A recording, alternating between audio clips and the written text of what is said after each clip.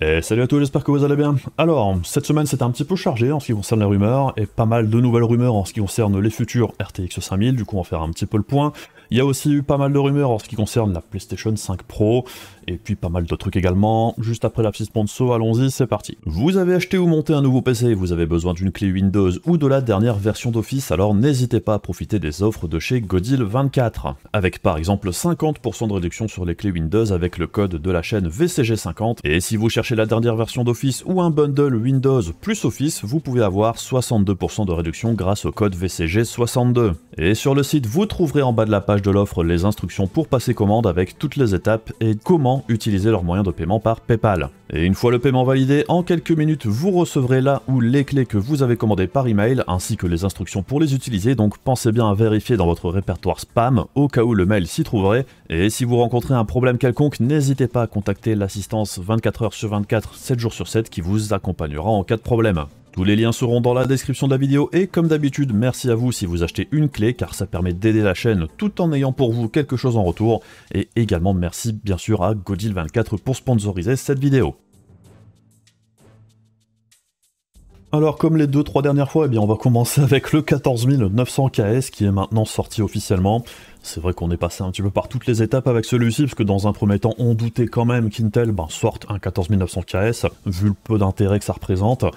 Bon, c'est sorti au tarif de 690 $, donc c'est quand même très très cher. Évidemment, c'est ce à quoi on s'attendait, hein. C'est un 14900K avec 200 MHz de plus, c'est-à-dire pas grand-chose, et ça se retrouve du coup forcément dans les benchmarks, hein, puisque sur le panel de test de chez Tom's Hardware par exemple, en ce qui concerne le gaming, c'est un petit peu plus rapide que le 14900K de base, mais pas beaucoup, hein, c'est quelques pourcents, et pas suffisamment pour rattraper le 7800 X3D ou les processeurs X3D en général chez AMD. C'est plus ou moins ce à quoi on s'attendait. Après, si on reprend le test des amis de chez Hardware & Co, eh bien, ce qu'on peut voir, c'est que le 14900 KS, par rapport au 14900K, c'est 2% de mieux, et par rapport au 7800 X3D, on est 1% en dessous, donc selon les panels de test, on peut avoir plus ou moins de différence.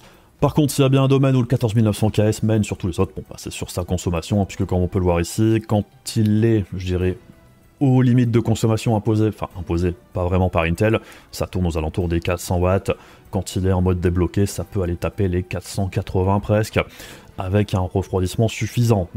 Et ça reste une consommation absolument démentielle, hein, pour un processeur, et au niveau efficacité énergétique, c'est forcément très très mauvais, puisque même par rapport aux processeurs d'AMD les plus performants, par exemple le 7950X, c'est celui qui consomme le plus.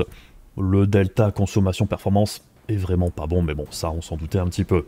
Par contre, là où en charge les processeurs de chez Intel sont vraiment très énergivores, eh bien en ce qui concerne la consommation en idle, à la prise ici, on est plutôt pas mal en ce qui concerne les 14600, 14900K et compagnie, avec 44 watts de conso, là où les processeurs de chez AMD sont beaucoup plus énergivores, hein, puisque c'est quasiment un x2. Donc, selon la manière dont vous allez utiliser votre processeur, en réalité, les processeurs d'Intel peuvent s'avérer plus économiques, si vous êtes du genre à laisser tourner le PC H24. Donc bref, si vous voulez en savoir un petit peu plus sur ce processeur-là en particulier, allez voir le test de chez Hardware & Co, je mettrai le lien dans la description de la vidéo. Pendant qu'on est du côté des processeurs, on a une autre news qui est passée la semaine dernière, qui a fait plus ou moins de bruit, et j'avoue que je comprends pas trop pourquoi. Alors, les cryptos en ce moment sont sur la pente ascendante, même si là par exemple aujourd'hui ça a redescendu pas mal du côté du Bitcoin, et du coup la semaine dernière il y a eu cet article en ce qui concerne le Cubic, qui est une crypto-monnaie qui se mine avec les processeurs ou les cartes graphiques, qui serait apparemment plutôt rentable avec un 7950X particulièrement. Pourquoi avec celui-ci plutôt que d'autres processeurs? Alors c'est en grande partie parce que les processeurs de chez AMD en Zen 4 ont les instructions AVX 512, ce qui permet au 7950X d'avoir de plutôt bonnes performances sur cette crypto-là. Ce qui n'est pas le cas des autres processeurs, par exemple chez Intel, l'AVX 512, ça n'a jamais été vraiment activé sur Alder Lake, ça avait même été enlevé au bout d'un moment, même si les premières séries de processeurs l'avaient physiquement. On pouvait l'utiliser, je pense qu'on peut encore l'utiliser, mais encore ça dépend des BIOS peut-être. Mais bon, en tout cas, sur les deux dernières générations, 13 et 14, c'était totalement absent. Et en ce qui concerne le Cubic lui-même, ça a l'air d'être principalement uniquement le 7950X qui permet d'avoir de plutôt bons gains, si on peut dire ça, puisque là par exemple, au moment où l'article est sorti, on nous parle de 3,04 $ de profit par jour, ce qui est loin d'être incroyable, hein, puisque pour miner avec un processeur, La plupart du temps, il faut le processeur en question, qui coûte déjà quand même relativement cher pour un 7950X, mais il faut encore acheter à côté de ça les cartes mères, la RAM, les alimentations et compagnie. Donc c'est quand même beaucoup plus compliqué, je dirais, au niveau rentabilité par rapport à du minage par carte graphique, comme on l'avait au moment de la sortie des RTX 3000 et de quelques générations auparavant aussi. Donc bref, je pense que ça fait beaucoup de bruit pour pas grand chose pour l'instant, puisque comme on peut le voir aujourd'hui, le 7950X c'est certes le processeur qui permet d'avoir la meilleure rentabilité, mais on traîne toujours aux alentours des 3 $, je dirais, de revenus par jour. Et si on paye l'électricité en plus de ça, c'est tout de suite beaucoup moins intéressant. Gagner 2 balles par jour avec un combo carte mère processeur, c'est pas incroyable. Mais c'est vrai que la situation pourrait aussi un petit peu évoluer par la suite, puisque si les futurs processeurs Zen 5 d'AMD s'avèrent être très performants en AVX 512, ça pourrait décupler, je dirais, la rentabilité de ces processeurs-là, ce qui pourrait peut-être mener, je dirais, à un approvisionnement assez compliqué pour ces processeurs quand ils arriveraient sur le marché par exemple. Mais bon, on verra bien. On enchaîne maintenant côté carte graphique avec les GPU chinois de chez Morse Trade, MTT. Alors ça a été testé dernièrement chez Computerbase. Au niveau des performances, alors malgré qu'il y ait eu des améliorations de performance sur ces cartes graphiques là, ça reste toujours quand même très très faiblard, puisqu'en moyenne ici, leur carte la plus performante n'arrive toujours pas, je dirais, au niveau de performance d'un 8600G par exemple, et ça fait à peine mieux qu'un 5700G, donc au niveau performance graphique, ça reste quand même très très faiblard. Puisque le 8600G, 8700G, comme on l'a vu dans mon test, c'est des performances assez proches au final d'une GTX 1060, qui était une carte d'entrée de gamme d'il y a plus de 7 ans maintenant. Donc d'arriver quand même bien en dessous de ce niveau de performance là, bon, il reste encore beaucoup de boulot à faire, je dirais, pour cette marque de GPU, mais c'est quand même malgré tout encourageant de voir qu'au niveau des drivers, ça évolue. C'est ça le plus compliqué en ce qui concerne les cartes graphiques. Le hardware c'est une chose, mais comme on l'a vu déjà avec les cartes graphiques de chez Intel, le plus important c'est le software, et c'est vrai qu'Intel a fait beaucoup de progrès depuis la sortie des cartes graphiques. Là, Morse Trade, ça progresse aussi, mais on est encore loin d'atteindre le niveau, je dirais, d'AMD et d'NVIDIA en ce qui concerne les drivers et les performances bien évidemment. Donc bref, tout comme Intel, on espère que Morse Trade ne jettera pas l'éponge et qu'ils continueront d'améliorer leur matos pour, pourquoi pas, apporter un petit peu de concurrence dans le marché des cartes graphiques, qui en a quand même toujours vraiment fort besoin. Et autre bonne nouvelle, je dirais, côté carte graphique, c'est que les RTX 4000 et les RX 7000 aussi sont relativement en baisse au niveau du tarif, ce qui n'est pas vraiment hyper surprenant, puisque en ce qui concerne les RX 7000, il fallait qu'elles baissent. Depuis la sortie des RTX 4000 Super, les tarifs d'AMD sur certains produits devaient baisser. La sortie de la 7900 GRE, ça a aussi eu un impact, déjà sur les tarifs de la 7800 XT qui commencent tout doucement, même en Europe, à tourner plus aux alentours des 500 € que des 550 voire 600 qu'on avait plus au moment de la sortie. Donc les tarifs de ces cartes-là baissent légèrement, et même la 7900 GRE, même chez LDLC en France, on pouvait trouver la 7900 GRE aux alentours des 570-580 €, ce qui la rendait quand même plutôt attractive. Et il y avait même quelques boutiques en Italie et tout ça où on pouvait l'avoir aux alentours des 500 €. Alors je sais pas si c'était fiable, je ne sais pas s'il y en a certains d'entre vous qui ont tenté le truc, et si vous l'avez reçu, mais en tout cas, si ceux qui ont commandé ont vraiment reçu ces cartes-là à ces tarifs-là, c'était des plutôt bons deals. En parallèle de ça, en Allemagne, il y a également la 4070 Super qui est passée sous les 600 €, donc aux alentours des 590. Et c'est vrai qu'à ce tarif-là, on est plus de 10% en dessous du tarif officiel de base, seulement 2 mois après la sortie. Donc ça montre quand même qu'au niveau de la demande, c'est pas forcément incroyable, même si les ventes étaient plutôt correctes de ce qu'on a vu avec les chiffres de chez Mindfactory par exemple. Mais en tout cas, on sent qu'au niveau du marché, les gens attendent des baisses de prix, ce qui est plutôt logique. Après que les prix baissent, je suis pas vraiment surpris. Au niveau, je dirais, de la saison, on arrive dans la période creuse pour le hardware. Tout ce qui se passe après le mois de février jusque septembre, c'est généralement la période où c'est un petit peu le calme plat. Donc qu'on retrouve des prix un petit peu plus intéressants que dans d'autres périodes, c'est logique. En plus de ça, les RTX 4000 et les RX 7000, ce sont des architectures qui ont plus d'1 an maintenant. On arrive sur les 1 an et demi, puisque plus le temps passe, plus on se rapproche de la sortie des nouvelles générations. Et comme on va en reparler un petit peu après, en fin d'année, on devrait avoir les premières cartes de nouvelles générations qui vont arriver. Donc que les prix baissent sur les générations actuelles, c'est logique, ça devrait même continuer, je dirais. On devrait retrouver des tarifs encore un petit peu plus intéressants par la suite. Je m'attends pas pour autant à ce que la 4070 Super baisse à 400 balles, je dirais dans 2 mois, hein. Ça c'est complètement irréaliste, ça va baisser petit à petit, on aura peut-être des promos de 10-15% de temps en temps, des promos plus marqués, ça peut arriver aussi, puisque par exemple chez Cdiscount, il y a 2-3 jours, le matin uniquement, il y avait 30% de réduction sur un paquet de cartes graphiques, et il y avait vraiment de très très bons deals à avoir, bon c'est parti très très vite. Sans surprise, mais ça je dirais c'est un petit peu plus ponctuel, et c'est la boutique qui fait ce genre de prix. Mais là c'était pas les fabricants ou les partenaires des marques. Alors on passe maintenant au niveau des rumeurs sur les RTX 5000, ça s'est un petit peu excité la semaine dernière sur Twitter. Plusieurs choses à rappeler quand même, c'est que ce sont des rumeurs, c'est pas à prendre pour argent comptant. On n'a pas d'infos officielles, puisque c'est aussi un truc que je vois passer souvent, c'est Nvidia a annoncé que. Non, Nvidia n'a rien annoncé du tout.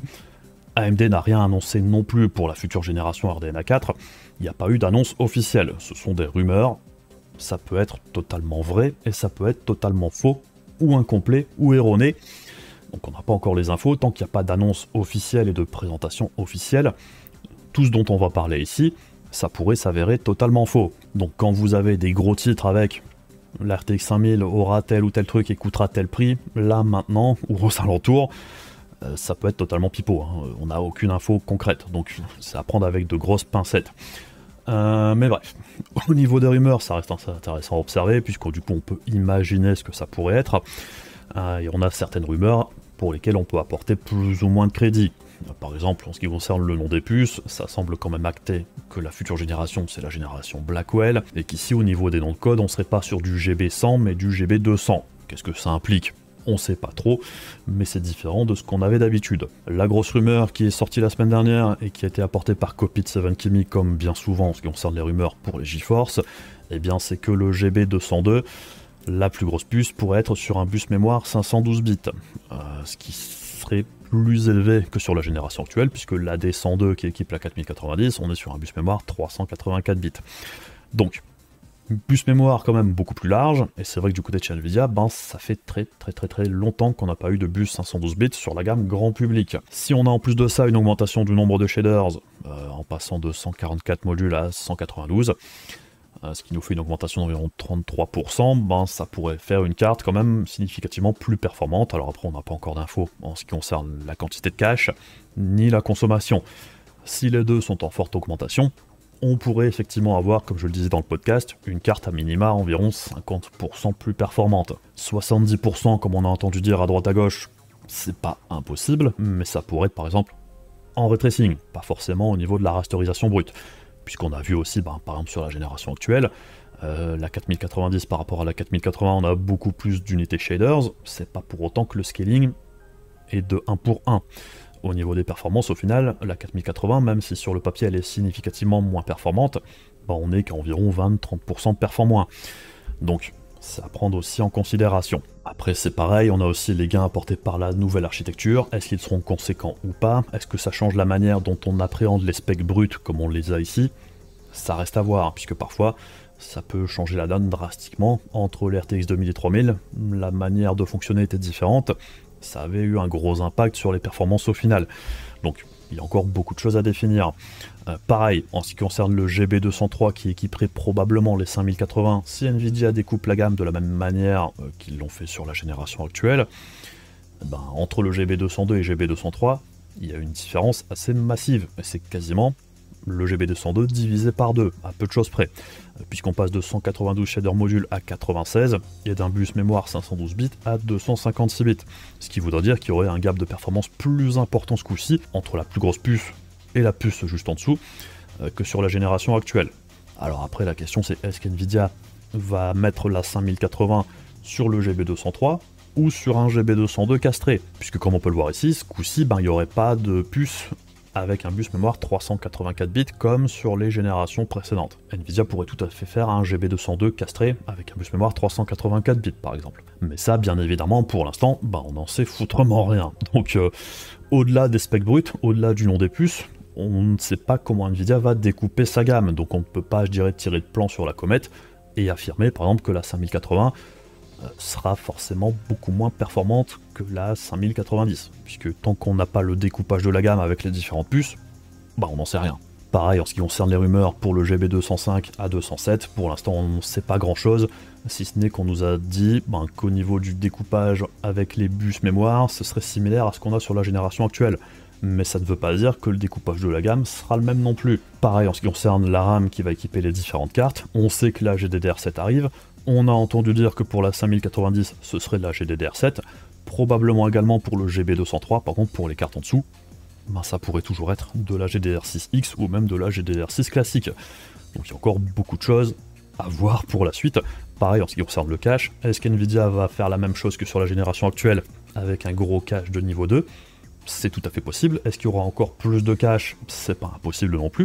Donc il y a encore beaucoup de choses dont on ne sait rien. Pareil en ce qui concerne la consommation, on entend parler un petit peu comme la dernière fois que les plus grosses cartes consommeraient 1000 watts par exemple, ce genre de truc. On n'en sait rien. C'est vrai qu'au niveau des rumeurs, ça ressemble énormément à celles qu'on avait eues pour les RTX 4090 à l'époque. On avait aussi entendu dire que ça arriverait pour beaucoup plus tard. On avait entendu dire que ça consommerait 800 watts, voire plus. On avait entendu dire que ça allait coûter 2500 $.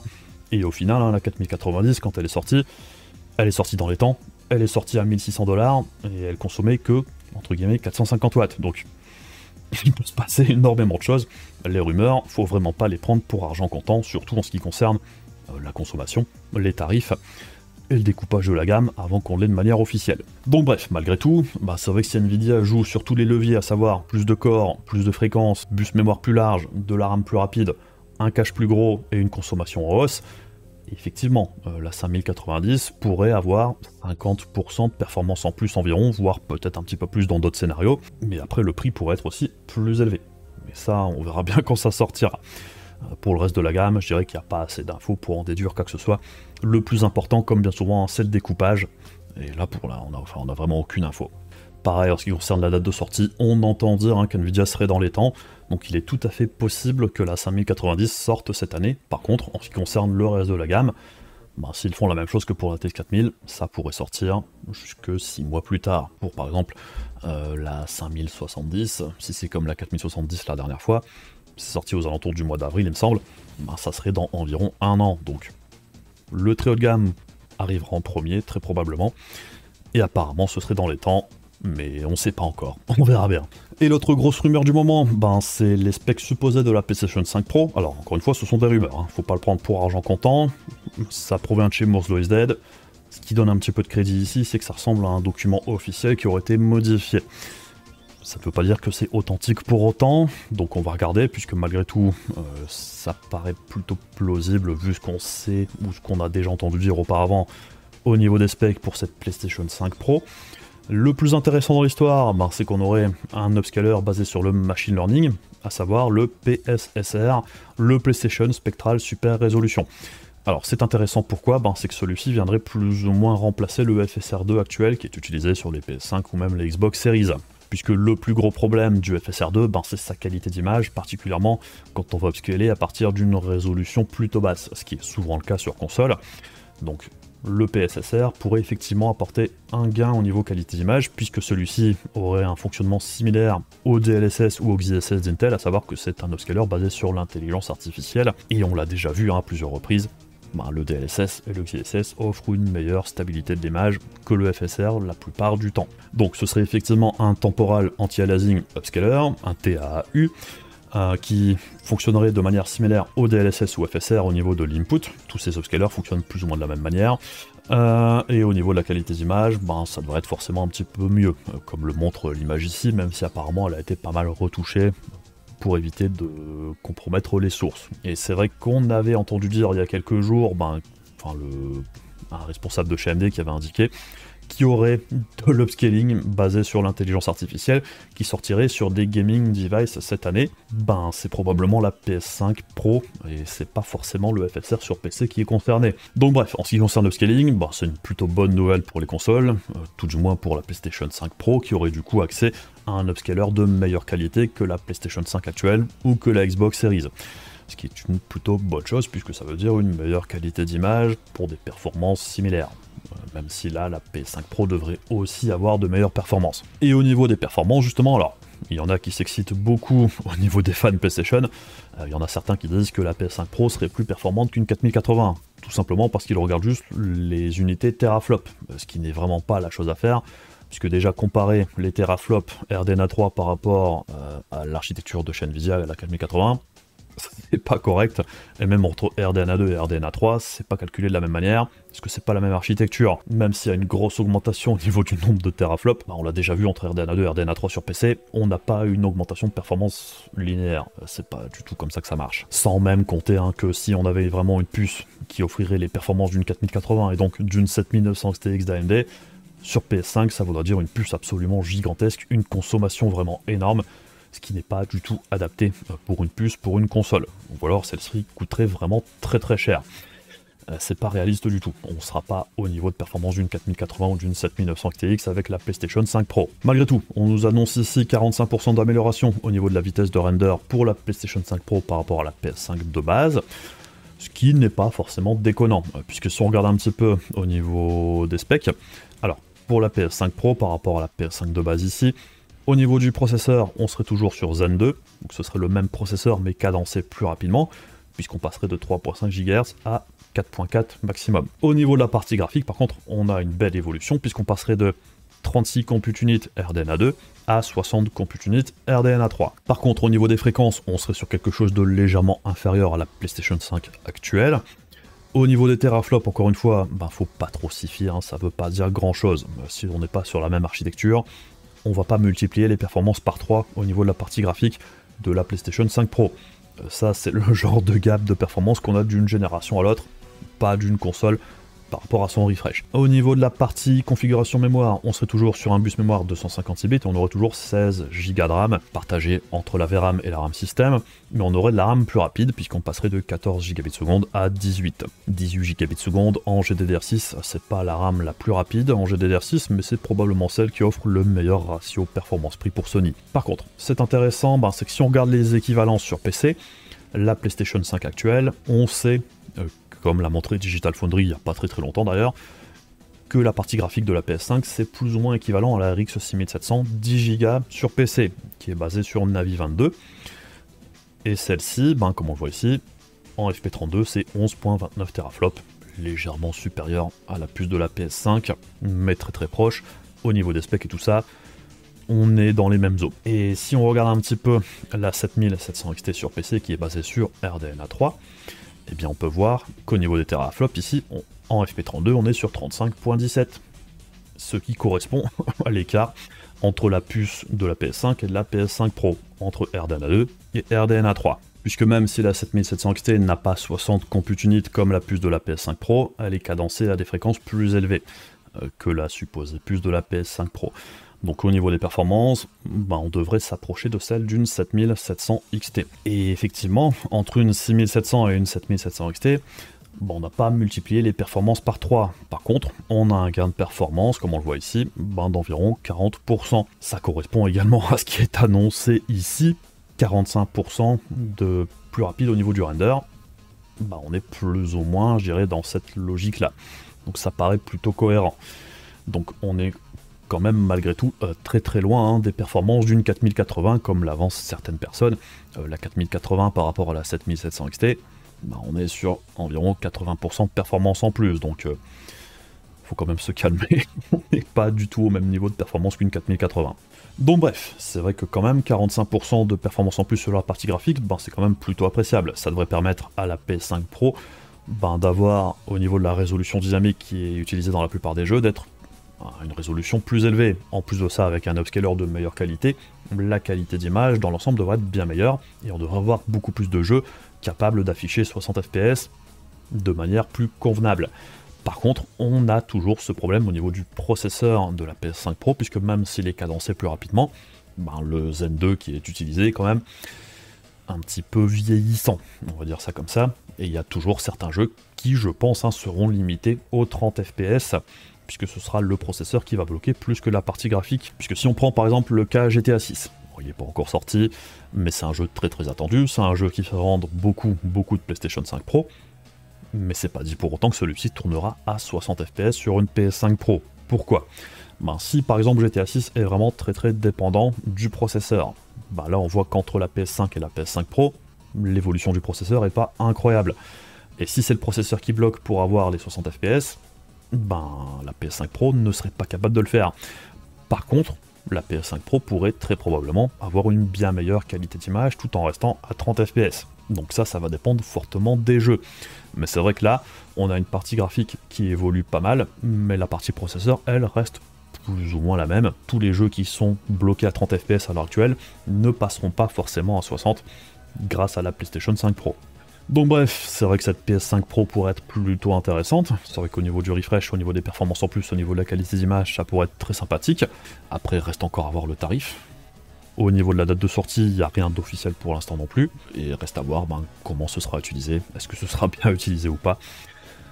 Ça reste à voir. Et pour terminer rapidement, plusieurs annonces de la part d'NVIDIA côté gaming. Alors, on a eu 3 jeux qui ont été un petit peu mis en avant.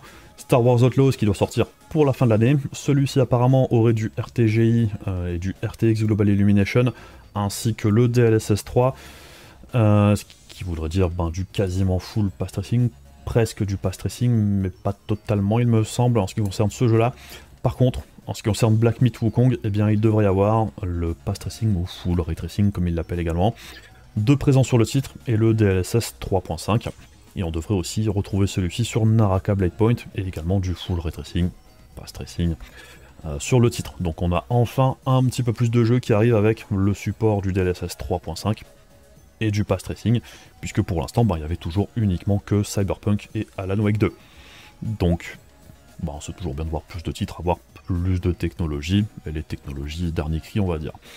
À voir maintenant le résultat en jeu, est-ce que ce sera intéressant ou pas, ça reste à voir. Enfin bref, je pense qu'on a fait un petit peu le tour pour aujourd'hui. Comme d'habitude, si la vidéo vous intéresse et que vous voulez donner de la force à la chaîne, regardez ma chaîne YouTube. Il y a également la page Ko-fi de la chaîne si vous voulez me soutenir directement, ça m'aide vraiment beaucoup. Et donc merci comme d'habitude à tous ceux qui le font. Et puis sinon, on se retrouve très prochainement pour d'autres vidéos. Je vous fais des bisous, je vous dis à la prochaine. Salut!